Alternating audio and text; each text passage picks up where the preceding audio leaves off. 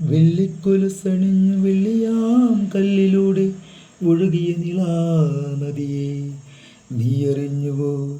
നിന്റെ സൗന്ദര്യത്തിൽ മതിമറന്നിട്ടെഴുതിയ തൂലികയിൽ വിരിഞ്ഞിരുന്ന കഥകളെല്ലാം അശ്വതി ഭവനത്തിലും മറുക്കസേരയിലിരുന്നു കൊണ്ടെഴുതിയ തൂലിക ഇനി പുനർജനിക്കുമോ?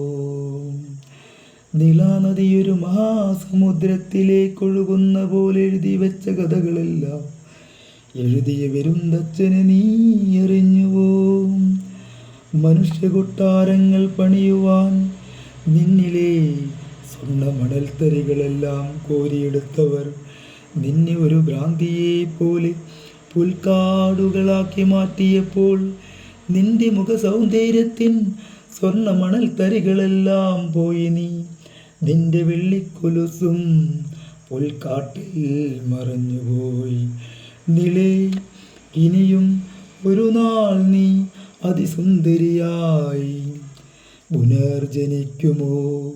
എങ്കിലിനിയും അശ്വതി ഭവനത്തിലും മറക്കസേരയിലിരുന്നു കൊണ്ട് ആ തൂലിക ഇനിയും പുനർജനിക്കും.